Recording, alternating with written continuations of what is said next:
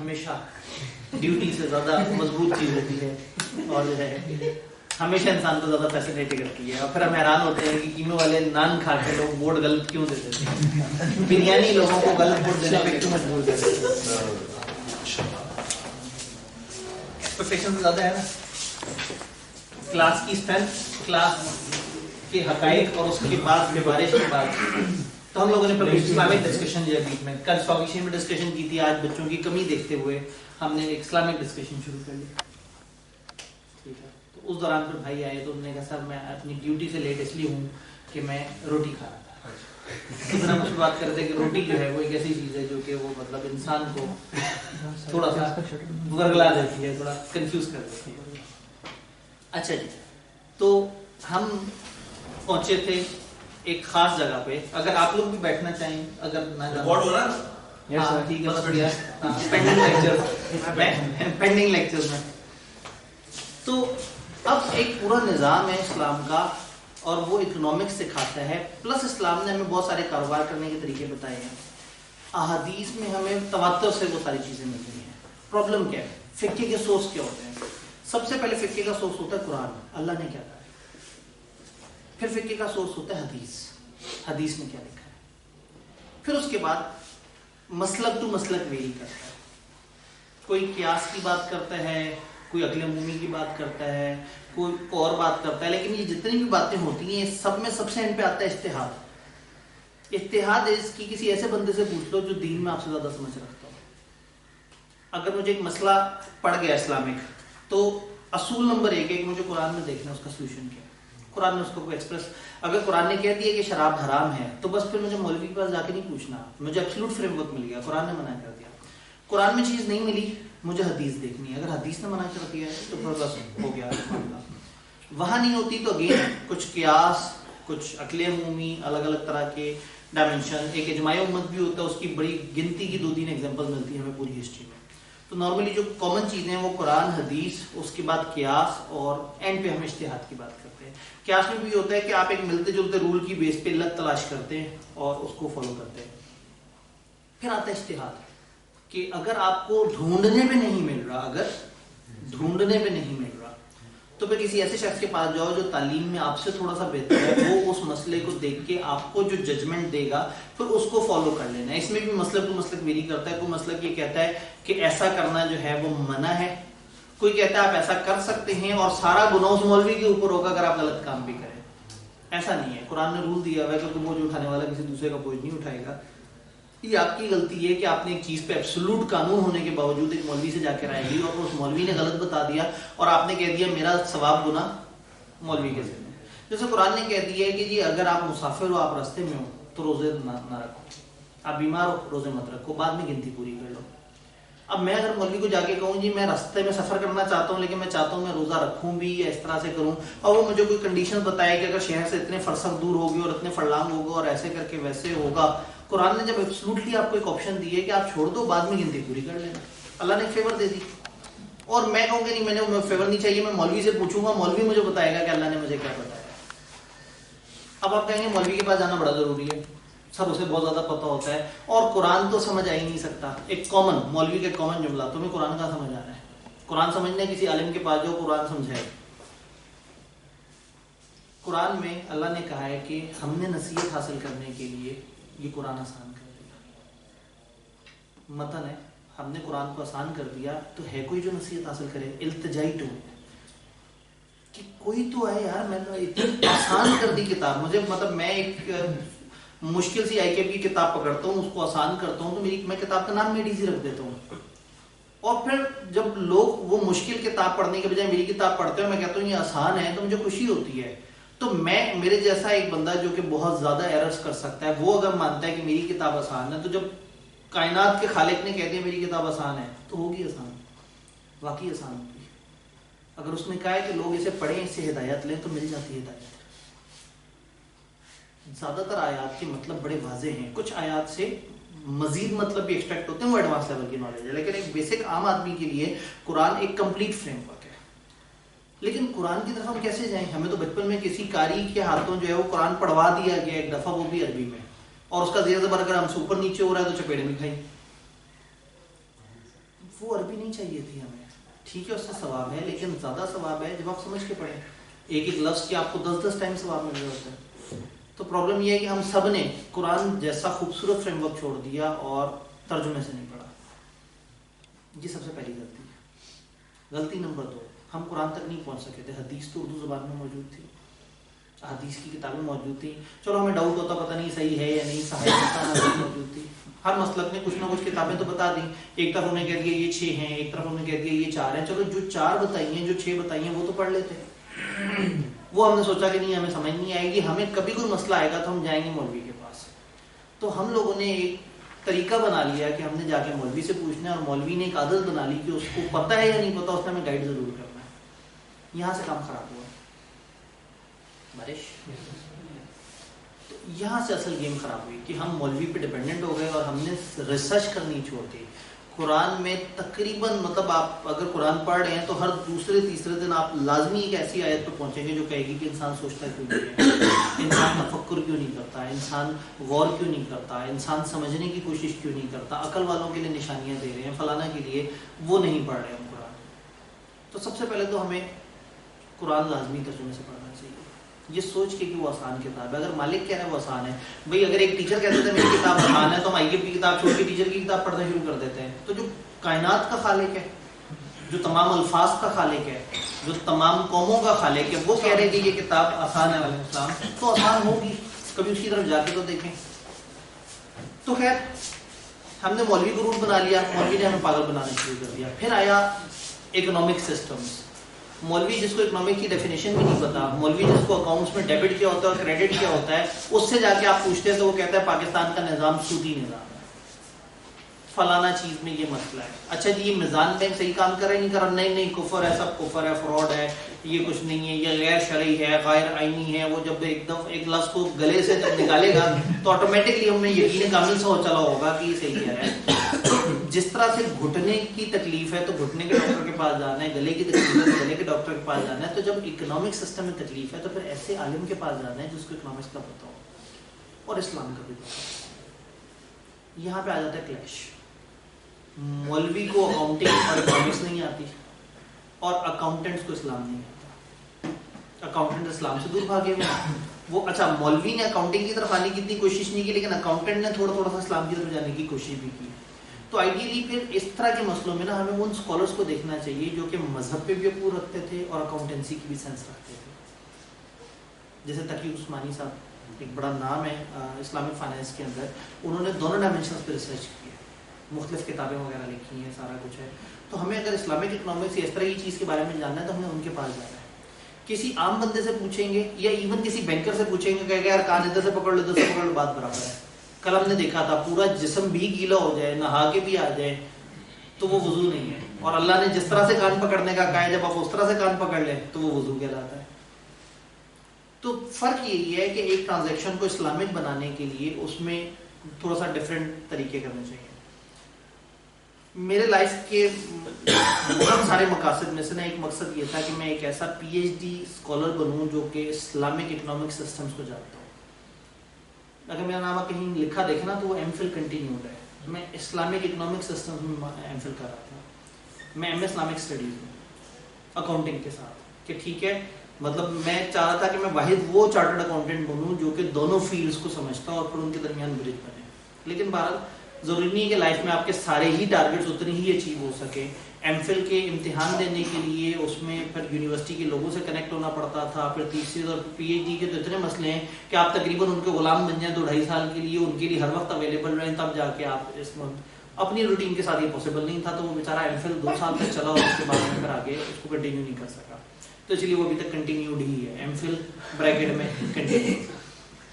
تو MS Islamic studies کر کے احساس ہوا کہ بہت پیارا اسلام ہے. جب اس ارادے سے پڑھا نا, دیکھیں CA ہم اس لیے پڑھتے ہیں کہ ہم نے پیپر پاس کرنا ہوتا ہے. میں MA اس لیے نہیں کر رہا تھا کہ میں نے پیپر پاس کرنا ہے, میں تو نالج کے لیے کر رہا تھا.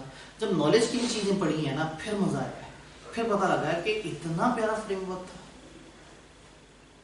فقہ جعفریہ ہو, فقہ حنفیہ ہو, سب کے رولز کافی حد تک ملتے جلتے ہیں, اور یہ مولویوں نے لڑا دیا.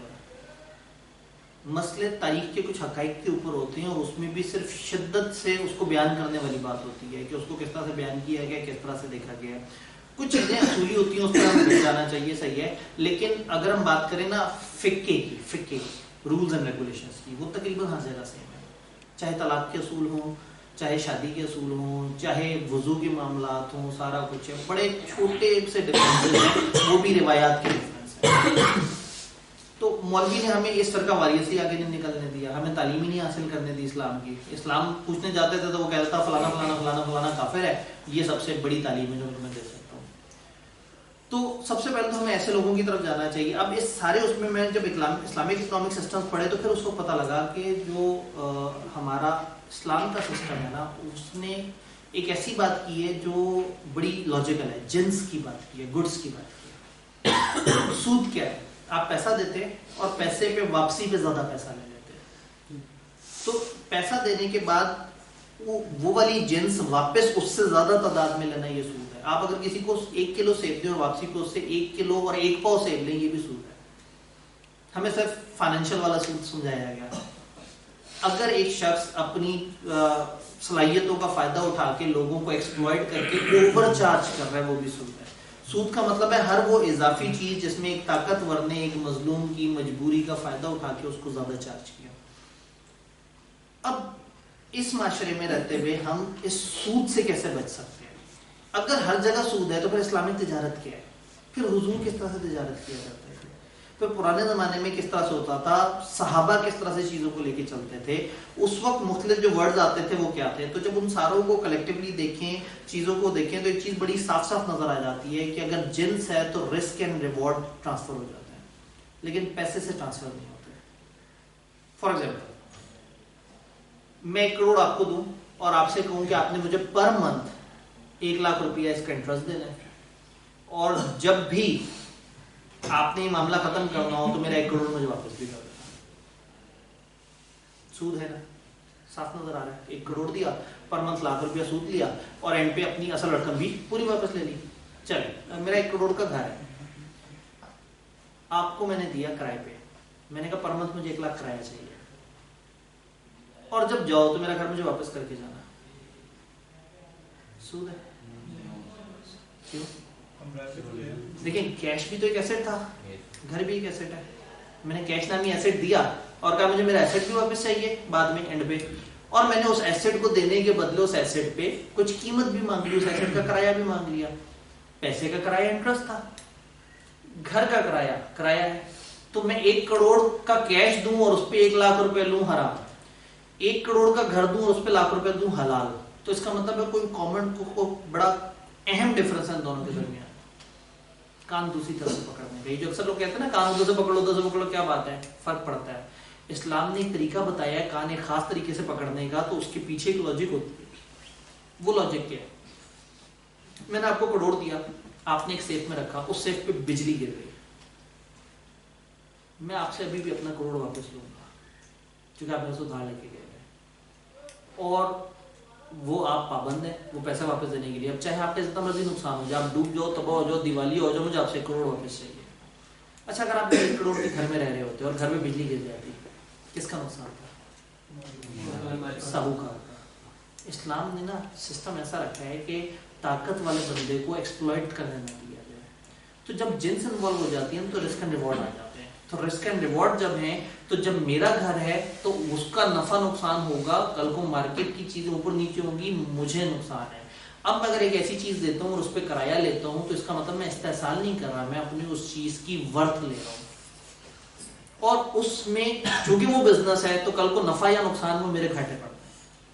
لیکن اگر میں نے پیسے دے دیا اور میں ٹانگ پہ ٹانگ رکھ کے بیٹھ گیا کہ مجھے یہ پیسہ بھی پورا واپس چاہیے اور انٹرسٹ بھی چاہیے, تو ٹیکنیکلی جو معاشرے میں گڈس کی ٹریڈنگ ہے وہ کم ہو جائے گی, پیسے کا فلو بڑھ جائے گا. اور obviously اس زمانے میں بھی ان کو بھی پتا تھا کہ آگے جو اکنامک سسٹم ہوگا وہ کس طرح کا ہوگا. تو کاغذ سرکولیٹ کر رہے ہیں, پیچھے اتنا سونا ہے نہیں, کاغذی ایک سچویشن بن گئی ہے, انفلیشن, افراط زر اور یہ سارے مسئلے آنا شروع ہو گئے. تو اگر ہم نے کسی بھی ٹائم پہ ایک ٹرانزیکشن کو اسلامک بنانا ہے تو اس میں جنس انوالو کرنا ہے, کموڈٹی انوالو کرنی ہوتی ہے. جب کموڈٹی انوالو کرتے ہیں تو پھر وہ انٹرسٹ سے پاک ہو جاتی ہے. تو اس میں پھر اسلامک بینکنگ کیا کرتی ہے؟ اسلامک بینکنگ آپ کو ایسے رولز دیتی ہے جس میں جنس انوالو، گڈز انوالو. ہاں اسلامک بینکنگ کرنے والا گڈز انوالو کرے اور اس کے بعد کاغذ میں گول گھما کے اس کو ویسا ہی کر دے جیسے کمرشل بینک کر رہا ہے تو وہ غلط بات ہے. لیکن اگر وہ اس کی ٹرو سینس کو ایکوائر کر رہا ہے، میزان بینک کے کیس میں نے بہت دفعہ دیکھا ہے، بہت اچھی طرح سے دیکھا ہے، ان کے ساتھ کئی پروڈکٹس میں ڈیل کی ہے. یہ اس کو کاغذ کے بالکل مطابق، اسلام کے عین مطابق لے کے چلنے میں جتنا مرضی تکلیف بھی ہو رہی ہو یہ کرتے ہیں. کسٹمر کو تنگ کرتے ہیں، وزار کرتے ہیں، لیکن کرتے اس کو اسلامک طریقے سے جس سے کسٹمر اوفینڈ ہوتا ہے. اور جب یہ اسلامک طریقے سے ٹرانزیکشنز کر رہے ہیں تو اس بینک نے پچھلے 10 سال میں تقریباً سب کو پیچھے چھوڑ دیا ہے. تقریباً ہر دوسرے تیسرے کوارٹر میں یہ best bank of the Pakistan ہوتا ہے، موسٹ گروئنگ نیٹ ورک بڑے اچھے طریقے سے. تو ایسا نہیں ہے کہ اسلامک ٹرانزیکشنز کریں تو نقصان ہوگا اور صرف سود والے کو ہمیشہ فائدہ ہوگا. اچھا پھر احادیث میں دیکھیں جگہ جگہ میں اکثر دیکھتا تھا کہ سود کی ممانعت کی احادیث کے ساتھ تجارت کا لفظ ہوتا تھا. اللہ سود کو گھٹاتا ہے، تجارت کو فروغ دیتا ہے. سود کو ترک کرو اور تجارت کی طرف آؤ. تو پھر سوچا سود اور تجارت میں فرق کیا ہے، سمجھ آ گیا گڈس کا. جنس انوالو ہو گئی. جب جنس انوالو ہو گئی تو اب اس جنس کی ویلیو لی جا رہی ہے، تو اب وہ سود نہیں بنا کیونکہ اب وہ ایک ایسی چیز ہے جو کہ کموڈٹی ہے جس کے رسک اینڈ ریوارڈ کا معاملہ ہے. اب آتے ہیں اسلامک اکنامک سسٹمز کس طرح کے ہیں. اسلامک کے جو فائنینسنگ کے سسٹم ہے وہ کس طرح سے ہیں. 5 مین طریقے ہیں: مداربہ، مرابحہ، اجارہ، پھر سکوک، مشارکہ. اب یہ مشارکہ، مداربہ، مرابحہ، سکوک، اجارہ، یہ سب کیا ہے؟ مشارکہ بیسیکلی پارٹنرشپ ہے، سمپل سی پارٹنرشپ. 2 بندے جنہوں نے اپنے آپس میں پارٹنرشپ کی، ہو سکتا ہے ان میں سے کسی ایک کے پاس پیسے ہو، کسی ایک کے پاس اسکل ہو سکتا ہے دونوں کے پاس اسکل ہو، دونوں کے پاس پیسے ہو سکتا ہے 2 الگ الگ بزنس مین اپنا اپنا بزنس کر رہے ہیں اور وہ ایک جوائنٹ وینچر کر رہے ہیں. یہ مشارکہ از ناٹ پارٹنرشپ، مشارکہ از جوائنٹ وینچر، جس میں 2 پارٹیز اپنے اپنے بزنسز کو ایک دوسرے کے ساتھ جوڑتے ہیں اور مل کے چلتے ہیں، اشتراک سے چلتے ہیں، ایک دوسرے کے ساتھ مل کے چل رہے ہوتے ہیں. تو جو اسلامک جوائنٹ وینچر ہے یہ مشارکہ ہے. اسلامک پارٹنرشپ مداربہ ہے. اگر ایک پارٹی پیسے والی ہو اور ایک پارٹی سکلز والی ہو تو یہ پھر مداربہ بن جاتا ہے. اگر دونوں کے پاس ہی کیش اور سکلز دونوں ہیں اور دونوں مل کے اپنے کیش اور سکلز، یہ سمجھے کہ 2 کمپنیاں ہیں، دونوں کو سڑک بنانی آتی ہے اور گورنمنٹ نے ایک بڑا سڑک کا ٹینڈر دیا اور دونوں کمپنیاں مل کے سڑک بنا کے دے رہی ہیں، تو یہ مشارکہ ہے. ایک جوائنٹ وینچر جس میں کچھ عرصے کے لیے پارٹیز اکٹھی ہوئی اور پھر بعد میں الگ الگ ہو گئی. تو اس میں کیا ہے، اس میں کیش ہی انوالو نہیں ہے، اس میں سکلز بھی انوالو ہے. 2 پارٹیز مل کے پہلے کاغذ پہ لکھیں گی کہ ہمارے تمہارے درمیان کیا ایگریمنٹ ہے، اس معاملے میں کون کتنی اسکل پرووائڈ کرے گا، کون کتنا پیسہ لگائے گا، اور اس کے بعد ہمارا آپس میں profit and loss sharing ratio کیا ہوگی. مداربہ میں کیا ہوتا ہے، نارملی ایک پیسے والی پارٹی ہوتی ہے جس کو ہم کہتے ہیں رب المال، ایک سروس پرووائڈ کرنے والی پارٹی ہوتی ہے جس کو ہم کہتے ہیں مدارب. مدارب سروس پرووائڈر اور رب المال پیسے کمانے کا. اور یہ دونوں مل کے جو بزنس شروع کرتے ہیں، نیا بزنس جو شروع کرتے ہیں، وہ مداربہ کہلاتا ہے. تھوڑی سی بات ہم نے اس کو اپنے مداربہ کا ایکسیپشن ڈسکس کرتے ہوئے بھی ڈسکس کی تھی جب ہم انویسٹمنٹ کے چکر کو دیکھ رہے تھے. تو یہ ہو گیا مداربہ. تو مداربہ میں ضروری ہے کہ ایک بندہ پیسے لے کے آ رہا ہے، دوسرا اسکل لے کے آ رہا ہے، تو شروع میں طے کریں گے پیسہ لے کے آنے والا کیا کرے گا، اسکل والا پھر کیا کریں گے. اس بزنس میں ایک کی اسکلز ہے، ایک کا پیسہ ہے، جو بزنس کے ایسٹس ڈیولپ ہوں گے نا کمبائنڈ، وہ شروع میں پیسے والے کے ہوں گے اور with the passage of time وہ پیسے والے سے اسکل والے کی طرف ٹرانسفر ہوتے چلے جائیں گے. ایک بندہ 1 کروڑ لے کے آیا، ایک بندہ اسکل لے کے آیا، اگلی مہینے اگر بند کر دیں تو یہ 1 کروڑ آدھا آدھا ڈیوائڈ نہیں ہوگا. ہاں اگر 5 سال بعد بند کریں تو ہو سکتا ہے تب تک یہ آدھا تک پہنچ گیا ہو. تو شروع میں کیش والا کیش لے کے آتا ہے، اسکل والا اسکل لے کے آتا ہے، پھر کیش اینڈ ایکوائرڈ جتنے بھی بزنسز ہیں، پروفٹس ہیں، وہ آہستہ آہستہ آہستہ ایک خاص ریشو میں ڈیوائڈ ہونا شروع ہو جاتے ہیں. اور یہ ریشو شروع میں طے نہیں کی ہے تو یہ اسلامک نہیں ہے، ورنہ جھگڑے ہوں گے. اسلام ہمیشہ کوشش کرتا ہے استحصال نہ ہو، گڑبڑ نہ ہو. تو جو دوسرا موڈ اسلام کا وہ ہے مداربہ، کہ ایک کا پیسہ ایک کی اسکل، اسکل والا تھوڑا بہت پیسے لے کے آنا چاہے تو وہ لا سکتا ہے، لیکن کیش والا خالی کیش والا ہوتا ہے. تو یہ پہ جو مداربہ چلتے ہیں، مداربہ کمپنیاں چلتی ہیں، اس میں عوام انویسٹر کے طور پہ آتی ہے رب المال کے طور پہ، اور جو فائنینشیل انسٹیٹیوشن جو اس کو چلا رہا ہوتا ہے وہ مدارب کے طور پہ آتا ہے، سروس پرووائڈر کے طور پہ. تیسری چیز ہے مرابحہ. یہ بڑی مزے کی چیز ہے. مرابہ ہے کہ سود سے بچنے کے لیے تجارت کو انوالو کر لیا جائے، جنس بیچ میں. فار ایگزامپل آپ نے یہ خریدا ہے، یہ ہے فرض کریں 10,000 کا آتا ہے، یہ 10,000 کا آتا ہے، یا فرض کریں یہ 1,00,000 روپے کا آتا ہے، اور آپ نے یہ 100 خرید رہے ہیں. آپ کو کتنے روپے چاہیے؟ یہ 1,00,000 روپے کا 1 کروڑ چاہیے آپ کو. 1 کروڑ کے لیے آپ گئے بینک کے پاس، بینک سے جا کے کہا کہ مجھے 1 کروڑ دے. بینک نے کہا اچھا میں 1 کروڑ دیتا ہوں، تم نے مجھے سال کے اندر 1 کروڑ 20 لاکھ دینا ہے. آپ نے کہا کیوں؟ ٹائم ویلیو آف منی، میں تمہیں آج 1 کروڑ دے رہا ہوں، سال بعد میرا پیسہ ڈیپریشیٹ ہوا ہوگا، تم وہی کروڑ مجھے واپس کرو گے، مجھے تو نہیں وارہ کھائے گا. تو مجھے 1 کروڑ 20 لاکھ دو گے تو ٹرانزیکشن وارے میں. یہ ہے سود. پیسہ دیا، پیسہ ہی لیا اور اضافی پیسہ دیا. اب اس کو اسلامک ٹرانزیکشن کیسے بنائیں؟ اس کو اسلامک ٹرانزیکشن بنانے کے لیے اس میں کموڈٹی ایڈ کرنی پڑے گی. میں بینک کے پاس جاؤں اور میں بینک سے کہوں کہ جی مجھے آپ سے لون چاہیے. اس نے کہا کیوں لون چاہیے؟ میں نے کہا میں یہ ڈیوائس خرید لوں. اس نے کہا میں آپ کو لون نہیں دوں گا، لون دوں گا اور اس پہ پیسے لوں گا تو انٹرسٹ ہے. میں اسلامک بینک ہوں، میں آپ کو ٹرانزیکشن میں فیسیلیٹیٹ کروں گا. بینک یہ ڈیوائس مارکیٹ سے جا کے خرید لے گا میرے لیے 1 کروڑ کی، اور پھر مجھے کہے گا کہ یہ ڈیوائس میں آپ کو بیچتا ہوں، میں آپ کو سہولت دیتا ہوں، آپ سال بعد پیمنٹ کر دیں. یہ ڈیوائس کی قیمت ہے 1,20,000. اس ایک ڈیوائس کی کیا قیمت ہے؟ 1,20,000. کیا ایک بندہ ایک جگہ سے 1,00,000 روپے کی چیز لے کے 1,10,000 کی آگے نہیں بیچ سکتا؟ کیا 1,10,000 کی خریدی ہوئی 2 لاکھ کی نہیں بیچ سکتا؟ 2 لاکھ والا 4 لاکھ کی نہیں بیچ سکتا؟ ہاں، لیکن 1 لاکھ کی خرید کے 1.5 کروڑ کی بیچیں گے تو وہ غلط ہوگا، استحصال نہیں کرتا.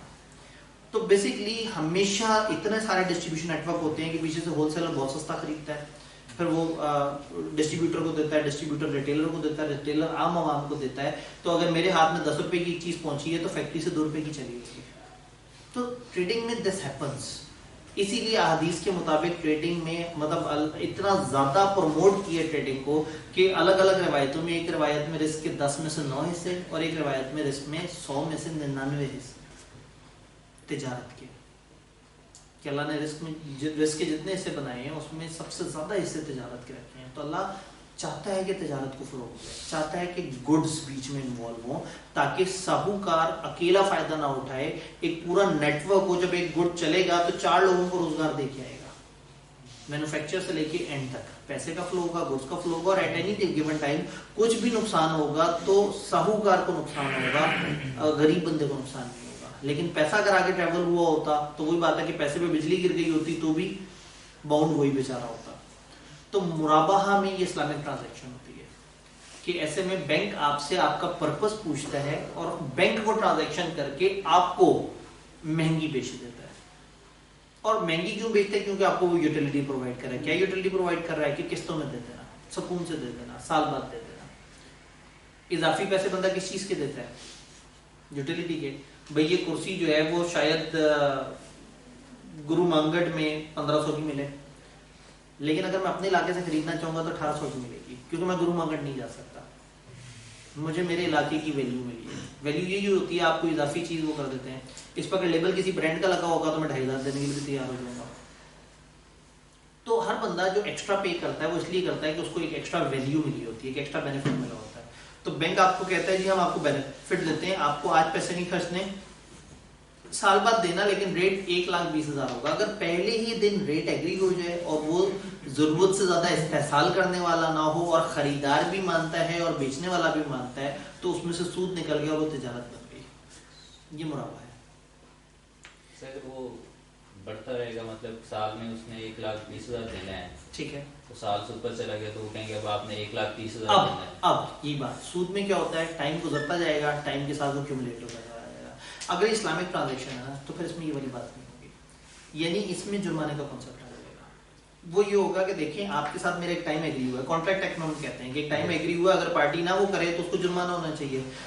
آپ نے کہہ دی جی 1,00,000 کی چیز ہے، مطلب یہ 1,20,000 آپ نے دینا ہے، اور یہ میں بھی آپ کو دے رہا ہوں استعمال کرنے کے لیے.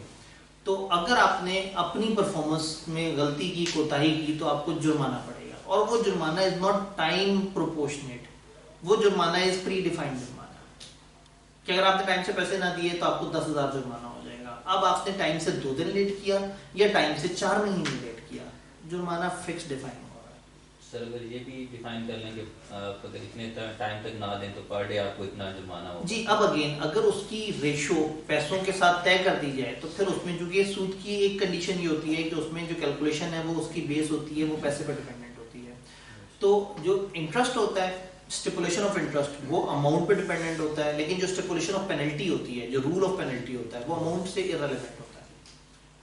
فار ایگزامپل بینک نے کہہ دیا کہ ایک بندہ جب اپنی قسط لیٹ واپس کرے گا تو اس کو 500 جرمانہ ہوگا. اب چاہے وہ 1,00,000 کی قسط اس نے لیٹ واپس کی یا 1,000 کی قسط اس نے لیٹ واپس کی، جرمانہ ڈیفائنڈ ہے کہ غفلت پہ جرمانہ ہوگا.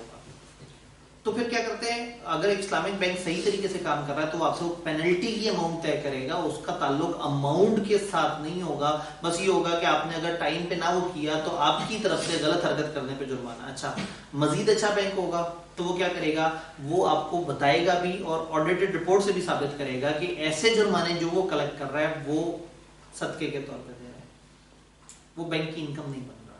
وہ جرمانہ ہے آپ کو کہ آپ نے دیری کی، لیکن وہ ٹائم ویلیو آف منی خود نہیں کنزیوم کریں گے. ایسے جرمانے پکڑیں گے اور اس کو اٹھا کے کسی اچھے پرپز میں لگا دیں گے، کسی مسجد میں، کسی صدقے میں، یعنی کہ وہ اس کو اپنی انکم کے طور پہ چارج نہیں کریں گے.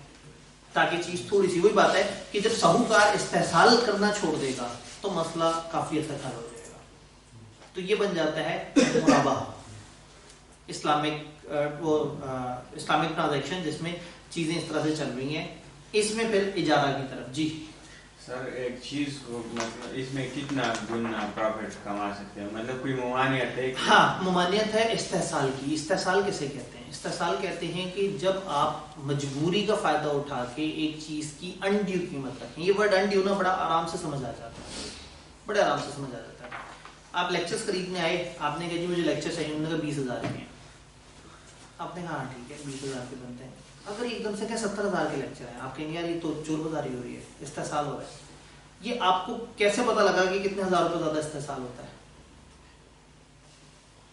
کیسے پتا لگا؟ انسٹنکٹ بتا رہی ہے، انڈسٹری کی نارم کیا ہے، وہ کیا چل رہی ہے، آپ کیا چیز خرید رہے ہو، اس کی ورتھ کیا ہے. تو ایک خاص لیول سے اوپر جب اماؤنٹ مانگی جاتی ہے نا تو کنزیومر کو پتا لگ جاتا ہے استحصال ہو گیا. تو اب یہ جو استحصال ہے نا یہ تھوڑا سا ریلیٹو ٹرم ہے.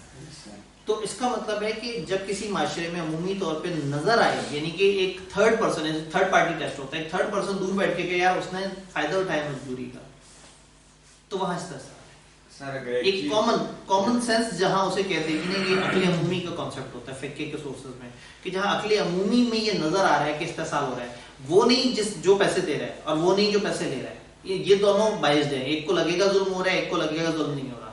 ایک تیسرا انڈیپینڈنٹ بندہ دور سے بیٹھ کے ان کی ٹرانزیکشن ہوتے دیکھے، ارد گرد کے سراؤنڈنگ سچویشن دیکھے اور پھر یہ طے کرے، یہ بتائے کہ یہ استحصال ہوا ہے یا نہیں ہوا. سر اگر ایک چیز ریئر ہے، اس کی پروڈکشن کم ہے، بالکل اگر وہ ایکسپینسیو ہے باقی مارکیٹ، بالکل ٹھیک ہے، اس کا مطلب وہاں استحصال نہیں ہو رہا کیونکہ وہ چیز اتنے آرام سے مل نہیں رہی. مجھے گرمیوں میں کوئی آ کے انڈے بیچے کہ گرم انڈا لے لیں اور مجھے کہے 10 روپے دیں، تو شاید میں کہوں گا یار انڈا تو 4 روپے کا ملتا ہے، چلو بوائل کر کے تم نے دے دیا، 10 روپے زیادتی ہے، ہو سکتا ہے میں اسے کہوں. سردی میں اپنے گھر بیٹھا ٹھٹر رہوں، ایک بندہ باہر ٹھنڈ میں بارش میں بھیگتا ہوا دروازے پہ کھٹکا کر کے گئے گرم انڈا لے لیں اور مجھے 30 روپے کہے، میں اس کو جائز مان لوں گا. کیوں؟ عقل عمومی نے بتایا کہ اس وقت میرا استحصال نہیں ہوا، اس وقت اس نے ارن کیا اس چیز کو، اس نے جو ایفرٹ کی ہے. تو جو استحصال ہے نا یہ کامنلی نظر آ جاتا ہے، یہ کوئی ایسی چیز نہیں ہے جو محسوس نہ ہو. میں نے ابھی ایک ایگزامپل دی اور آپ کو فوراً سے لگ گیا استحصال ہے، اور 20,000 پہ آپ کو استحصال نہیں لگا. ٹھیک، تو ہوتا یہ ہے کہ یہ جو اس طرح کی چیز ہے نا یہ ایک کامن سینس سے سمجھ آ جاتی ہے، مارکیٹ کی نارم سے پتہ لگ جاتی ہے کہ لوگ کیا بیچ رہے ہیں اور کتنے کا بیچ رہے ہیں. تجارت میں منافع ہوتا ہی کس چیز کا؟ ویلیو ایڈیشن کا. ایک جگہ پہ پیاز ہیں 40 روپے کے، دوسرے شہر میں پیاز ہے 70 روپے کے، کیونکہ وہاں ہوتے نہیں. ایک بندہ وہاں سے 40 کے پیاز اٹھائے، 10 روپے سفر پہ خرچ کر کے یہاں تک لے کے آئے، اب یہاں اگر وہ 60 کے بھی بیچے تو استحصال نہیں ہے. اس نے ویلیو دی ہے اس شہر کے بندے کو اس شہر کی قیمت سے سستے میں دے دیا, تو اس نے ٹیکنیکلی ایکسپلائٹ نہیں کیا, فیسیلیٹیٹ کیا. تو اسی لیے تجارت میں پھر بینیفٹ بھی ہوتے ہیں, کیونکہ تجارت میں آپ وہ دے رہے ہوتے ہیں, ویلیو دے رہے ہوتے ہیں, ویلیو آف پلیس دے رہے ہوتے ہیں, تو یہ یوٹیلیٹی ہے. تو اب پوائنٹ یہ کہ استحصال کیے بغیر اگر ایک چیز ایک بندہ دوسرے کو بیچے اور دوسرا وہ خرید رہا ہے اور مجبوری میں نہیں خرید رہا, خوشی سے خرید رہا ہے. سر میں یہ کوشچن اس لیے پوچھ رہا ہوں کہ ڈرائی فروٹ کا بزنس ہے نا ہمارا, تو چلغوزہ ملتا ہے 2500 جسے 3000 میں, ٹھیک ہے, وہ پھر سیل کرتے ہیں 7 سے 8000 تک. تو اس یوٹیلیٹی اب ڈپینڈ کرتا ہے نا کہ آپ کے پاس جو چلغوزہ ہے کیا وہ اس لیول کا ہے کہ وہ بہت ہی زبردست ہوتا ہے جو عام کامنلی نہیں ملتا. دوسرا اس کی ظاہر ہے ایک ٹریولنگ وغیرہ بھی ہے, اور باقی یہ کہ مارکیٹ اس چیز کو کتنے کی بیچ رہی ہے. پھر وہ چلغوزہ آپ کو سستا شاید اس لیے ملا ہے کہ آپ اس بزنس کے اندر آپ ایفرٹ کر رہے ہیں. لیکن 2 روپے کی چیز بھی مارکیٹ میں 10 روپے کی مل رہی ہے, اس لیے کہ ہر کسی نے اس میں ویلیو ایڈ کی ہے, کسی نے بنایا ہے, کسی نے اس کو ایک شہر تک اویلیبل کیا ہے, کسی نے اس پر ریپر چڑھایا ہے, کسی نے اس کو خوبصورت کر کے پریزنٹ کیا ہے. تو اگر آپ کو مارکیٹ کو دیکھ کے لگتا ہے کہ آپ نے ظلم نہیں کیا, اور یہ ظلم کیا یا نہیں کیا نا, آواز آ جاتی ہے, پتہ لگ جاتا ہے, خود ہی کو پتہ لگ جاتا ہے. انسان پتہ اللہ نے انسان کے اندر ایک ترازو رکھا ہوا ہے, صحیح اور غلط اسے سمجھ آ جاتا ہے بڑا کلیئرلی. اسے مطلب ایسا نہیں ہوتا کہ وہ انجانے میں گناہ کر رہا ہو, گناہ کرتے ہوئے آپ کو اندر سے آواز پڑتی ہے غلط کر رہے ہو. تو صحیح اور غلط کی تمیز ایک اللہ نے ہر انسان کو, چاہے وہ کافر ہے چاہے وہ مسلمان ہے, اس کو یہ تمیز ضرور دی ہے کہ wrong is wrong and right is right. مزے کی بات ہے انگریز ایتھکس میں ہم سے آگے نکل گئے اور انہوں نے صحیح اور غلط کی تمیز کر لی, ہم لوگ اس میں الجھ گئے. تو یہی ہے کہ اگر آپ فائدہ اٹھائیں کہ شہر میں چلغوزہ ہی نہیں ہے, لوگ رول رہے ہیں, وہ چلغوزہ ڈھونڈنے جاتے ہیں نہیں ملتا, تو وہ چلغوزہ جو 5000 کا وہ خرید سکتے تھے, اگر ہم 7000 بھی کہیں گے تو یہ بیچارے اور کس کے پاس جائیں گے. جہاں آپ کے دل میں استحصال کی نیت آ گئی, ایکسپلائٹ کرنے کی نیت آ گئی, لوگوں کی مجبوری کا فائدہ اٹھانے کی نیت آ گئی, آٹومیٹکلی وہ سود میں کنورٹ ہو جائے گا. تو مطلب بیسکلی سود کا رول ہے کہ آپ نے وہ نہیں کرنا, کسی کا ناجائز فائدہ نہیں اٹھانا, لیکن جائز پروفٹ لینا غلط نہیں ہے. تبھی تو تجارت میں نفع ہے. تجارت کیوں سب سے زیادہ رسک ایسے ہے کیونکہ اس میں ہوتا ہی نفع ہے. مطلب آپ ایک چیز مہنگی نہیں بیچیں گے تو تجارت کیسی, لیکن مہنگی جن کو بیچ رہے ہیں کیا اس کے پیچھے کوئی ریزن ہے؟ اگر آپ نے اس کی ویلیو میں اضافہ کیا ہے, میں اگر یہاں پڑی ہوئی یہ چیز 10 کی خریدوں اور 12 کی آگے بیچ دوں بغیر اس میں کوئی ویلیو ایڈیشن کی, میں نے استحصال کیا. ہاں لیکن میں وہ چیز لوں اور اس پہ 10 پیسے کا ایک خاص نام لکھ دوں اس بندے کا جس کو میں دے رہا ہوں. اب میں اس کو زیادہ کی بیچ دوں تو میں کو یار دیکھو میں تمہیں یہ چیز دے رہا ہوں, اس پہ تمہارا نام لکھا ہوا ہے, میں نے اس میں ویلیو ایڈ کی. اب ویلیو میں نے 10 پیسے کی ایڈ کی, لے 2 روپے لیے, چلتا ہے. اگر وہ اس کے لیے استحصال نہیں ہے, اگر ہو گیا یار یہ چیز تو مارکیٹ میں 11 روپے کی ملتی ہے, تم کیوں وہ کر رہے ہو, اور اگر اس کے پاس آپشن ہے, اگر اس کے پاس آپشن ہے وہ جا کے لے لے گا.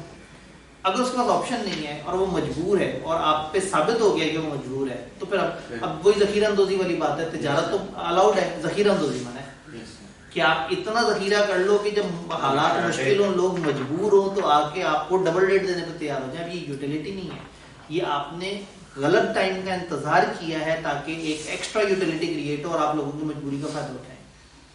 تو اس لیے وہی بات ہے کہ پروفٹ لینا منع نہیں ہے, لیکن انڈیو پروفٹ جو کہ نظر آ رہا ہوتا ہے کہ وہ انڈیو ہے وہ نہیں. استحصال, ہاں استحصال بڑا ضروری ہے اور اس کے اندر سے آواز آ جاتی ہے. سر یہ جو انسٹالمنٹ پہ گاڑی بینک دیتا ہے وہ بھی, جی اب اگلے لیول پہ آتے ہیں نا, یہ چوتھی ٹرانزیکشن ہے, اسے کہتے ہیں اجارہ. اجارہ, اجارہ کیا ہے؟ Islamic leasing. Islamic leasing operating lease کو کہتے ہیں, کرایہ.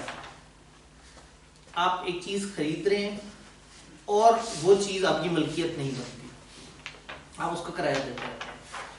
اینڈ آف دا ٹینیور پہ وہ آپ کے ساتھ ایک ٹرانزیکشن کرتے ہیں جس میں وہ چیز آپ کو دے دیتے ہیں. میں بینک کے پاس جاؤں, میں بینک سے کہوں کہ جی وہ مجھے آپ سے ہونڈا سٹی گاڑی چاہیے کرائے پہ.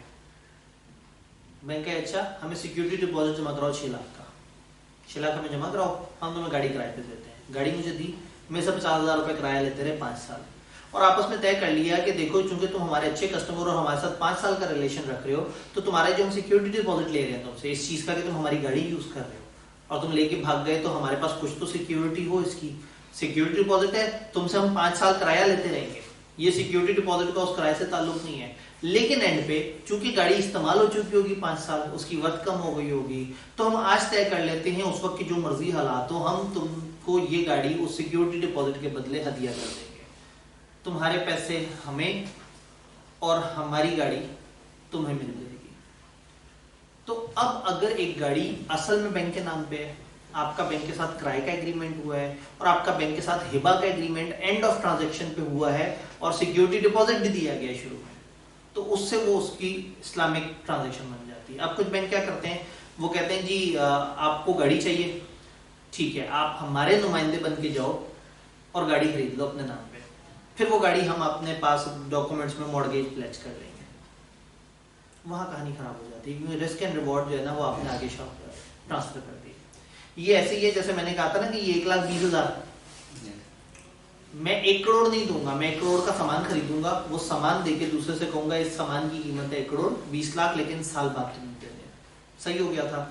اب اگر ایک بینک اپنے آپ کو اسلامک کہے اور آپ اس کے پاس جا کے کہیں میں نے مرابہ کی ٹرانزیکشن کرنی ہے, اس نے کہا ہاں جی مسئلہ کوئی نہیں, بس آپ کو پتہ نا کہاں یوں پکڑ لیں بات برابر ہے, تو آپ کو کیا خریدنا ہے, آپ نے کہا میں نے یہ ڈیوائس خریدنی ہے 1 کروڑ کی آتی ہے. انہوں نے کہا اچھا یہی خریدو گے نا, پکا وعدہ, آپ نے کہا پکا وعدہ. اس نے کہا یہ 1 کروڑ پکڑو, جا کے ہماری طرف سے خود خرید لو, دکھانا بھی مت ہمیں کہ کیا خریدا ہے, ہمیں تم پہ یقین ہے, بس واپسی تم نے 1 کروڑ 20 لاکھ دینے. تو ٹیکنیکلی آپ نے پیسہ دیا ہے, آپ نے جنس نہیں دی, اور نہ ہی وہ جنس خرید کے رسک اینڈ ریوارڈ اپنے پاس رکھے.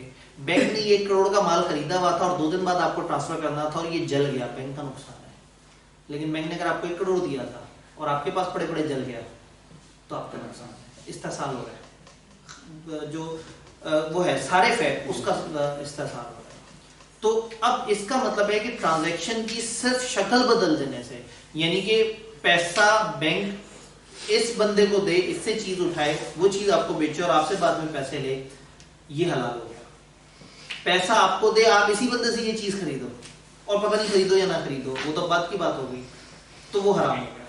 کیونکہ آپ کو پیسہ ملا اور پیسے کے بدلے پیسہ لیا جا رہا ہے, آپ کو جنس نہیں ملی. رسک اینڈ ریوارڈ بینک نے اپنے پاس رکھے ہی نہیں, بینک نے رسک لیا ہی نہیں. بینک نے پیسہ دے کے کہا تم اچھا کرو اس کے ساتھ برا کرو, مجھے تم سے 1 کروڑ 20 لاکھ چاہیے ہی چاہیے. تو مرابہ میں ٹرانزیکشن کموڈیٹی پلیس کر دیتی ہے. اجارہ اسلامک لیزنگ ہوتا ہے جس میں کرائے کا ایک ایگریمنٹ ہوتا ہے, اور پھر کرائے کے ایگریمنٹ کے دوران مطلب وہ گاڑی تھرو آؤٹ بینک کی اونرشپ ہوتی ہے. اس گاڑی کا اگر کوئی نقصان ہو جائے, وہ گاڑی چوری ہو جائے, تو اس کے ذمہ نہیں پڑے گی جو اس کو استعمال کرا تھا, کیونکہ یہ کرائے کا ایگریمنٹ ہے.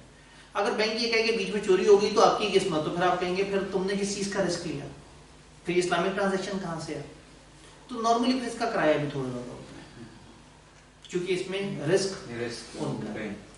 تو اگین اگر رسک اینڈ ریوارڈ ہو سارا, تو پھر یہ جو اجارہ ہے یہ اسلامک لیزنگ ہوتی ہے, جس میں چیز انسٹالمنٹ پہ لی جاتی ہے. یوں سمجھے کہ مرابحہ والی ٹرانزیکشن, لیکن اس کی قسطیں کر لی, اور اس میں پھر یہ کر لیا ہے کہ جی وہ چیز اینڈ تک ان کی ملکیت رہتی ہے اور آپ اس کو استعمال کرنے کے پیسے دیتے رہتے ہیں, اور اینڈ آف ٹینیور پہ آپ نے شروع میں جو رقم جمع کرائی ہے اس کے اگینسٹ آپ کو وہ چیز اینڈ پہ مل جاتی ہے. سر اس رسک کا کیا فائدہ, بینک کو کیا فائدہ ہے یہ رسک لینے؟ بینک کرایہ لیتا ہے زیادہ سمجھ. دیکھیں تجارت میں ایک بندے نے پیاز خریدے اکا سے اور بیچنے چلا گیا اس کو بکا میں, 40 روپے کے خریدے 1000 کلو پیاز, 40,000 روپے لگایا, 70,000 کے بیچنے کی نیت سے جا رہا ہے اور رستے میں ڈاکو پڑ گئے, نقصان اس کا. یہ جو 30 کا 40 کا 70 لے رہا ہے نا, وہ رسک اینڈ ریوارڈ کا لے رہا ہے کہ وہ پہلے انویسٹ کر رہا ہے, پہلے وہ ہمت کر رہا ہے, پہلے وہ انٹرپرینور بن کے رسک ٹیکنگ کر رہا ہے, وہ ساری ٹرانزیکشن کی اونرشپ لے رہا ہے, اور آگے جا کے جب اسے بیچ دے گا تو اسے فائدہ, تو کبھی فائدہ ہوگا تو کبھی نقصان بھی ہو جایا کرے گا. ورنہ جو نان اسلامک سسٹم ہے اس میں ہمیشہ ساہوکار فائدے میں ہوتا ہے اور ہمیشہ جو نیچے والا بندہ ہے نا وہ پس رہا ہوتا ہے. اسلام یہ کہتا ہے کہ جو طاقتور ہے نا اس کو اگر وہ کما زیادہ رہا ہے تو پھر اس کو رسک بھی اس کی طرف زیادہ ہونا چاہیے. ایک چھوٹا بندہ اگر کم کما پا رہا ہے تو پھر اس کو رسک بھی اتنا ٹرانسفر نہیں ہونا چاہیے. انٹرسٹ والے سسٹم میں آپ نیچے والے بندے کے اوپر رسک ٹرانسفر کر دیتے ہیں اور اوپر والا بندہ امیر سے امیر ہوتا جاتا ہے اور نیچے والا پستا چلا جاتا ہے. وہ پھر اپنے وہ انٹرسٹ اور انٹرسٹ در انٹرسٹ ہی بیچارہ پے کرنے کی پوزیشن میں رہتا ہے. یہ جا رہا ہے. پھر آتا ہے سکوک, بڑا مزے کا انسٹرومنٹ ہے. جی سر کوئی اگر ہم بائک وغیرہ خرید لیجیے کمپنی سے ہی خرید لیں لیکن وہ انٹرسٹ نہ لے رہی ہو, ٹھیک ہے, لیکن وہ انسٹالمنٹس کی فیسلٹی دے رہی ہو, ٹھیک ہے, اور جب ہم سیکورٹی ڈپازٹ وغیرہ کریں اسی وقت وہ ہمارے نام کرتے ہیں. جی اب اگین وہی بات ہے کہ وہ چیز اگر انہوں نے شروع سے ہمارے نام کر دی تو انہوں نے رسک نہیں لیا. لیکن وہ انٹرسٹ بھی تو نہیں لیتے. ہاں اب وہ آپ کو اگر یوٹیلٹی پرووائڈ کر رہے ہیں جو چیز جتنے کی ہے اتنے کی ہی قسطوں میں توڑ کے دے رہے ہیں تو اس کا مطلب انہوں نے پیسوں پہ پیسہ نہیں لیا. ہم تو بات کر رہے ہیں کہ اگر وہ اضافی پیسہ لے تو کیا وہ انٹرسٹ کی ڈیفینیشن میں آیا یا نہیں آیا. لیکن اگر انہوں نے آپ کو اپنا کسٹمر بنانے کے لیے کہا کہ ہم آپ کو فیسیلیٹیٹ کر دیتے ہیں یہ ہے 40,000 کی چیز ملے گی بھی 40,000 کی, آج 10,000 دے دو, سال تک قسطیں دیتے رہنا اور یہ ہم آپ کے نام کر دیتے ہیں, بس آپ کا ایک سیکیورٹی بانڈ سائن کروا لیتے ہیں کہ اگر آپ بھاگ گئے یا کیا ہوا تو ہم عدالت جا کے آپ کو پکڑ سکیں. تو اگر وہ اضافی نہیں لے رہے تو اس کا مطلب وہ انٹرسٹ کی طرف نہیں گئے. انہوں نے پھر کیا کیا, انہوں نے اپنا کسٹمر بڑھایا, اپنے نمبر آف کسٹمر سے اپنا پروفٹ بڑھانے کی کوشش کی. جلدی سے آگے چلتے ہیں, پھر 3:15 ہو جانے پھر مجھے بھاگنا پڑے گا دوسرے کیمپس. سکوک اسلامک بانڈز.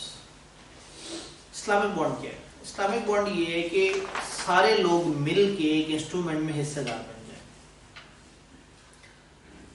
میں نے آپ سب لوگوں سے کہا کہ ہاں بھائی ایک بزنس ہے 1 کروڑ کا, وہ کریں گے نا بڑا فائدہ ہوگا. آپ نے کہا جی 1 کروڑ تو میرے پاس نہیں ہے, یہ بھائی نے کہا, یہ بھائی نے کہا, یہ بھائی نے کہا نہیں ہے. میں نے کہا اچھا کتنے ہیں؟ انہوں نے کہا میرے پاس 5,000 ہیں.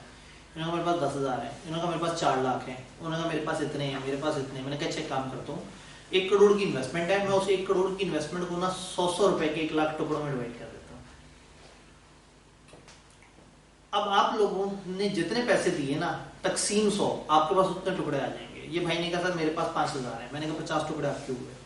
یہ بھائی نے کہا میرے پاس 3 لاکھ ہیں. میں نے کہا 3,000 ٹکڑے آپ کے ہوئے, جیسے شیئرز ہوتے ہیں. اب اس 1 کروڑ کی انویسٹمنٹ میں ہو گئے سارے حصے دار, اور آپ سب کے ہاتھ میں جو شیئر ہے, جو سکوک ہے, اس کی ویلیو ہے 100 روپیہ. ہر بندے کی فیس ویلیو جتنے شیئر ہیں, جس کے پاس 10 شیئر ہیں اس کے پاس 10 × 100, جس کے پاس 500 شیئر ہیں, اس طرح سے کر کے. اور میں نے آپ سب کو بتایا کہ دیکھو یہ اسلامک انسٹرومنٹ ہے, اس کی قیمت گر بھی سکتی ہے, اوپر بھی آ سکتی ہے, نفع نقصان ہم سب حصے دار. آپ نے کہا سر بس مسئلہ کوئی نہیں, ہم حصے دار. میں نے وہ 1 کروڑ روپیہ اٹھا کے انویسٹ کر دیا. میں سروس پرووائڈر ہوں, میں آپ کے پیسے کو مینیج کر رہا ہوں. میں نے وہ 1 کروڑ انویسٹ کر دیا اور وہاں مجھے ہو گیا 1 کروڑ 21 لاکھ, مطلب اس میں 21 لاکھ کا نفع آ گیا. میں نے آپ سے پہلے سے طے کیا ہوا تھا کہ میرے سروس چارجز ہوں گے, جتنا پروفٹ ہوگا اس کا اتنا % میرا سروس چارجز ہوں گے. تو طے ہوا تھا کہ جو پروفٹ ہوگا اس کا 5% میرے سروس چارجز ہوں گے. تو 20-21 لاکھ کا پروفٹ ہوا, 5% میں نے کہا جی 1 لاکھ روپیہ میرے سروس چارجز مائنس ہوئے. اب آپ کا 1 کروڑ کہاں تک پہنچ گیا؟ 20 لاکھ. 1 کروڑ 20 لاکھ. اس کا مطلب ہے آپ سب کے ہاتھ میں موجود جو کاغذ 100 روپے کا تھا نا, وہ بیٹھے بیٹھے 120 روپے کا ہو گیا. آپ کے کاغذ کی ویلیو چینج ہو گئی. آپ اگر اس وقت مجھے آ کے سال بعد 6 مہینے بعد مجھے کہتے ہیں سر یہ کاغذ میرے سے لے لو اور مجھے پیسے دے دیں, تو آپ کو اس وقت کاغذ کی بریک اپ ویلیو ملے گی, فیس ویلیو نہیں ملے گی. بریک اپ ویلیو یعنی کہ net asset divide by number of security. تو اگر میرے نیٹ ایسٹ 1 کروڑ 20 لاکھ کے ہیں اور ٹوٹل سرٹیفکیٹ جو ہے جب میں اس پہ ڈیوائڈ کروں تو پتہ ہی لگا کہ اب ایک سرٹیفکیٹ کی ویلیو ہو گئی 120 روپے. اب آپ کو 120 روپے ملے گا. ہاں اگر یہ نقصان ہو گیا ہوتا, میرا 1 کروڑ 90 لاکھ پہ چلا گیا ہوتا, اب سروس چارجز مجھے ملے یا نہ ملے اس کی کلوز رکھی جا سکتی ہے کہ لاس ہوگا تو کیا ہوگا, اور پہلے سے ایگری کیا وہ. تو فرض کریں اب آپ کا 1 کروڑ 90 لاکھ پہ چلا گیا ہے, تو آپ سب لوگوں کے ہاتھ میں جو کاغذ ہے اس کی بریک اپ ویلیو ہو گئی ہے 90 روپیہ. یہ کاغذ آپ مجھے دیں یا مارکیٹ میں کسی کو دیں, یہ 90 روپے کا ہے. ٹیکنیکلی آپ کا پروفٹ, آپ کا لاس, ٹوٹل ٹرانزیکشن کا ٹوٹل پروفٹ اور ٹوٹل لاس ان انسٹرومنٹس میں ہی پلس مائنس ہو رہا ہے. یعنی کہ ایسا نہیں ہے کہ پیسہ دینے والے کو صرف پروفٹ ملے, لاس نہ ملے. پیسہ دینے والے کو پروفٹ میں بھی حصہ مل رہا ہے, لاس میں بھی حصہ مل رہا ہے, اور جو سروس پرووائڈ کر کے آپ کے پیسے کو مینیج کر رہا تھا اس کو اپنے سروس کی ریزنیبل ریمونریشن بھی مل گئی جو اس نے سروس پرووائڈ کی تھی. تو اکثر جو میوچل فنڈز ہیں اسٹاک ایکسچینج وغیرہ میں, یہ اس پیٹرن پہ چلتے ہیں. سکوک اس پیٹرن پہ چلتے ہیں. اسلامک بانڈز بیسیکلی سکوک از اسلامک بانڈ. جی سر اگر یہ جس طرح 120 روپے کا ہو گیا ہے کاغذ ہمارا, ٹھیک ہے, تو اگر ہمیں پروفٹ چاہیے ہمارا کاغذ ہو کے رہے 20 روپے ہمیں مل جائیں جس طرح. نہیں, اصل میں آپ کو جو پروفٹ چاہیے نا تو آپ کو یہ کاغذ ریڈیم کرنا ہوگا. یہ کاغذ دے کے آپ 120 لے لیں, آپ کو اس کی ملکیت ٹرانسفر کرنا. جب آپ کہتے ہیں کہ میں فنڈز میں موجود پروفٹس لوں تو بیسیکلی وہ پھر پروفٹس نہیں, پھر آپ اس میں ہو سکتا ہے کہ سکوک پہ آپس میں کوئی ڈیویڈنڈ ریشو بھی طے ہو جائے, لیکن کامنلی ایسا نہیں ہوتا. آپ کو اپنی پوری ویلیو یا ملتی ہے یا مطلب آپ کسی اور کو بیچ دو. اس میں ایسا ہو سکتا ہے کہ آپ کے پاس جتنے پڑے ہوئے ہیں, آپ کو اگر پروفٹ چاہیے تھا, آپ کے پاس پڑے ہوئے ہیں 10, تو آپ ایک کام کریں 2 بیچ دیں, 2 بیچ دیں اس انفلیٹڈ اماؤنٹ پہ, آپ کو آپ کے حصے کا ڈیویڈنڈ مل گیا, اور جو بچے ہوئے ہیں ان کی ٹوٹل ویلیو آپ کی پرانی فیس ویلیو کے برابر ہو جائے گی. تو آپ خود ہی سے کاغذ سے کیلکولیشن کر سکتے ہیں کہ آپ کے لیے کیا بہتر ہے. تو سر یہ جو کمپنیز ڈیویڈنڈ دے رہی ہیں پھر, جی بالکل, میں نے ایک دفعہ بھی نہیں کہا کہ شیئر سکوک ہے, مطلب میں صرف سمجھاتے ہوئے کہا تھا کہ جیسے شیئر میں ہوتا ہے ویسے شیئر میں ایک اور چیز ہے. شیئر میں آپ ایک کمپنی میں ملکیت رکھتے ہیں, دوسرا شیئر میں نا اس شیئر کی مارکیٹ میں ایک ویلیو چل رہی ہے, اور وہ ویلیو اسپیکولیشن سے چل رہی ہے, کبھی بھی اوپر ہو جاتا ہے کبھی بھی نیچے ہو جاتا ہے. اس کا کمپنی میں رکھے ہوئے اصل پیسے سے کوئی تعلق نہیں. میرے ہاتھ میں آیا ہوا 100 روپے والا سکوک میں آپ کو 120 کا اس لیے کر کے دے سکا کہ میں نے نیٹ ایسیٹس 120 تک پہنچا دی ہے. وہ 190 کا اس لیے ہو گیا کہ میری صحیح پلاننگ نہ ہونے کی وجہ سے, جبکہ آپ میرے پہ ٹرسٹ کرتے تھے. لیکن ظاہر ہے میں بھی انسان ہوں, میرے سے بھی غلطی ہو سکتی ہے, تو ایسا نہ ہو کہ غلطی میرے کھاتے پڑ جائے. میری غلطی یا نقصان پہ بھی آپ لوگ برابر کے حصے دار, اور میرے فائدے پہ بھی آپ لوگ حصے دار. تو وہ اسلامک سکوک جو ہے یہ بانڈز اس طرح سے کام کر رہے ہوتے ہیں کہ ان کی فیس ویلیو ہی ان کی بریک اپ ویلیو بن جاتی ہے. یعنی کہ پھر ہم کہتے ہیں اس میں فیس ویلیو کا کوئی کانسیپٹ نہیں ہے. جب بھی کسی نے سکوک خریدنا ہے اس کی اس دن بریک اپ ویلیو کیا وہ اس پر خرید سکتا ہے.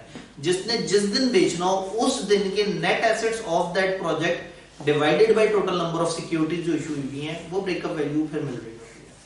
تو اس سے نفع نقصان آٹومیٹکلی اس کاغذ کے اندر ایڈجسٹ ہو رہا ہوتا ہے آٹومیٹکلی. تو یہ 5 طرح کے بیسک اسلامک موڈز ہیں. اگر یہ صحیح طریقے سے چل رہے ہو تو یہ حلال ہے.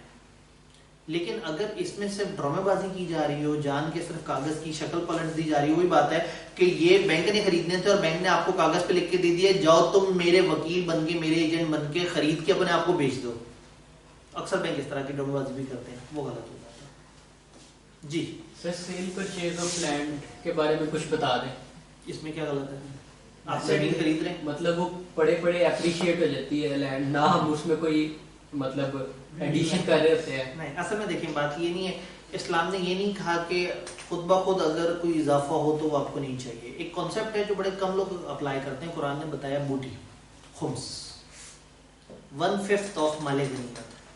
ایک ایسی اماؤنٹ, ایک ایسی چیز جو آپ کو بغیر محنت کیے مل گئی, یا جتنی آپ نے محنت کی تھی اس سے کہیں زیادہ مل گئی, وہ پھر ایک ایب نارمل گین کاؤنٹ ہوتا ہے. دفینہ نکل آیا, کوئی آپ کے گھر کے نیچے سے سونا نکل آیا, آپ کو جنگ میں مال غنیمت مل گیا. آپ نے جنگ اس لیے لڑی تھی کہ اسلام کا غلبہ ہو, لیکن آپ کو وہاں پہ لوگوں کی تلواریں مل گئیں, لوگوں کی ڈھالیں مل گئیں, اس پہ پھر خمس ہوتا ہے. بوٹی مطلب قرآن کے جو الفاظ ہیں وہ کہتے ہیں کہ اس مال کا 5واں حصہ 20%, جیسے زکوٰۃ 2.5% ہے نا, تو خمس 20%, 5واں حصہ. تو اگر آپ کا مال اچانک سے اپریشیٹ کر گیا ہے تو اللہ کہتا ہے کہ جب تمہیں قسمت کی وجہ سے ملا ہے تو اس میں اور لوگوں کا بھی حق ہے. پھر آپ اس کا خمس ادا کرتے ہیں. پھر اس کے ایک پورے سسٹم ہے کہ کن کن لوگوں کو خمس دیا جا سکتا ہے, کن لوگوں تک پہنچایا جا سکتا ہے. ان کو پہنچایا, آپ نے اپنے مال کو صاف کر لیا, جیسے زکوٰۃ مال کو صاف کرتی ہے. تو جو اضافی زکوٰۃ ہے نارمل آپ کے جو ریزروز ہیں ان کے اوپر, جو نارمل آپ کی جو ایسیٹس کی ایکومولیشن ان کے اوپر. خمس ہے آپ کا جتنا نارمل گین ہوا ہے نا اس کا 20% اگر آپ وہ خمس کے طریقے سے ادا کر دیتے ہیں تو پھر آپ کا مال صاف ہو جاتا ہے. یعنی کہ وہ پھر اضافی آپ کو قسمت کی وجہ سے ملا اور آپ کا کوئی کمال نہیں تھا, لیکن آپ نے اس میں سے اللہ کے حصے کا نکال دیا, تو اب وہ آپ کے اوپر جائز ہو گیا. اگر خمس نہ نکالے تب تو وہ مال پاک. اب اگین وہی بات ہے کہ یہ ایک اتنی سمپل کہانی نہیں ہے, اس میں پھر فرقہ ٹو فرقہ ویری کرتا ہے. کسی کے خمس کے کچھ اور قوانین ہے, کسی کے خمس کے کچھ اور قوانین ہے. تو ادھر میں آپ کو ضرور کہوں گا کہ ایک دفعہ پھر آپ جس بھی مسلک کو فالو کر رہے ہیں وہاں دیکھیں کہ اس کے رولز کیا ہیں احادیث کے مطابق. قرآن نے خمس کا ہوگا, وہی بات ہے کہ جب قرآن میں ایک چیز کلیئرٹی سے ہے تو خمس ڈز ایگزسٹ. خمس کے رولز اگر قرآن میں نظر نہیں آ رہے تو پھر ہم دیکھیں گے حدیث میں کس طرح سے ہیں. تو ہو سکتا ہے کہ آپ کہیں کہ میں صحیح ستہ سے دیکھوں گا, ہو سکتا ہے ایک بھائی کہیں کہ میں کتب اربع سے دیکھوں گا, الگ الگ جگہ, تو وہاں فرق ہو سکتا ہے. قرآن شکر ہے سب کا سیم ہے, زیادہ سے زیادہ اس کے ترجمے میں بریکٹیں لگا کے گڑبڑ کر سکتے ہیں, لیکن بائی لفظی ترجمہ جو ہے وہ لوگ نہیں چینج کر سکتے. سر میں نے یہ اس لیے سوال پوچھا سیل پرچیز کا کہ آج کل بے وجہ مطلب لینڈ کی اپریسیشن سے نا غریب لوگوں کے لیے نا وہ زمین خریدنا بہت مشکل ہو گیا. بالکل صحیح کہا. تو یہ مجھے تھوڑا لگتا ہے کیونکہ کوئی اصل میں بے وجہ لینڈ اپریشیٹ نہیں کر رہی, ایک مافیا کام کر رہا ہے پیچھے جو اس چیز کو بڑھایا جا رہا ہے. تو واقعی ایک عام آدمی کی پہنچ سے باہر ہوتی جا رہی ہے وہ چیز. اصل میں انفلیشن آتی ہی تب ہے جب آپ کے پیسے کی بینک کو اتنا سونا نہیں رکھا ہوا ہوتا ہے. جو ہمارا نظام ہے نا, اس میں اگر پیچھے اتنا ہی سونا ہو جتنے کاغذ ایشو کر رہے ہیں تو انفلیشن آئی نا. میں کئی ملکوں میں ایک سے زیادہ دفعہ جب گیا ہوں تو میں نے یہ دیکھا ہے کہ اگر میں 2 سال گزرنے کے بعد اس ملک میں پہنچا ہوں تو 2 سال پہلے جو چیز جتنے رنگٹ کی تھی, جتنی اس لوکل کرنسی کی تھی, 2 سال بعد بھی اتنی کی تھی, لیکن ہمیں اس لیے مہنگی مل رہی تھی کہ ہمارے ملک کی کرنسی ڈی ویلیو ہو گئی تھی. تو دنیا نے بڑے عرصے سے, مطلب برگر $4 کا پچھلے 25 سال سے امریکہ میں ایک ہی جگہ پہ فکس ہے کہ $4 کا. تو افراط زر بھی وہاں زیادہ ہوتا ہے جہاں پہ ہم لوگ جو ہے وہ ہماری اپنی پوزیشن کمزور ہوتی ہے اور ہم ایک ایسا کرنسی چھاپ لیتے ہیں جس کے بیک پہ اتنا گولڈ نہیں ہوتا. یہ کہانی تھوڑی سی اور لگتی ہے, اس میں اکنامکس کی وجہ سے اور پیچیدہ. میں اصل میں تھوڑا سا مطلب شوق رکھتا ہوں تو اس لیے بتا رہا ہوں, لیکن کہنے کا مطلب یہ اتنی سمپل نہیں ہے, اس کے پیچھے بہت سارے اور ویریبلس بھی ہیں. تو میرے خیال میں پھر اب 3:15 ہو گئے. تو ہم نے اسلامک انسٹرومنٹ پہ بات کی. تو اسٹاک ایکسچینج حلال ہے یا نہیں؟ اگر ایک کمپنی صحیح ہے اور وہ ایکویٹی پہ بیس کر رہی ہے اور آپ اس کمپنی میں یہ سوچ کے لگاتے ہیں کہ میں ایک بزنس میں انویسٹ کر رہا ہوں اور اس بزنس سے آنے والا نفع نقصان میں کماؤں گا, تو یہ نیت اور اس پہ کمایا جانے والا ڈیویڈنڈ اور ضرورت پڑنے پہ اگر بیچنے پہ آپ کو کوئی نفع ہو گیا شیئر تو وہ بھی ٹھیک ہے. لیکن جب آپ کی نیت یہ ہوتی ہے کہ مجھے کوئی پرواہ نہیں, کمپنی جائے بھاڑ میں, یہ کاغذ اس وقت مارکیٹ میں بڑا اونچا جا رہا ہے, میں یہ کاغذ پکڑ لوں, جب یہ مزید اونچا ہو تو میں فائدہ اٹھا کے اس میں کما جاؤں. جب آپ اس کاغذ کو کاغذ کے طور پہ لے رہے ہیں نا, کموڈٹی نہیں لے رہے آپ, اس کے پیچھے جو اصل سینس ہے, مطلب وہ جو جیسے نا سکوک میں آپ ایک پروجیکٹ میں انویسٹ کر رہے ہیں, تو جب آپ پروجیکٹ میں انویسٹ کے بجائے مارکیٹ کے جو اونچ نیچ سے فائدہ اٹھانے لگتے ہیں تو وہاں پہ آپ کی نیت خراب ہو جاتی ہے, وہاں وہ چیز غلط ہو جاتی ہے. تو جو لانگ ٹرم میں شیئر انویسٹ کرے, نارملی لوگ کہتے ہیں کہ کم از کم سال رکھے. اگر شیئر اس نیت سے لیا جائے کہ اس کو سال رکھا جائے, یا جیسے زمین ہے, زمین اس لیے لی جائے کہ ابھی مہنگی ہو رہی ہے, لے لوں اور فوراً سے بیچ دوں گا, تو وہ استحصال والی سائڈ پہ آ جاتا ہے. اور آپ نے زمین اس لیے لی کہ میں نے خود رہنے اور 3-4 سال رہے اور اس کے بعد سوچا کہ ہم کسی اور علاقے میں جائیں, اور اب زمین بیچی ہے, اب یہ استحصال کے لیے نہیں بیچی ہے.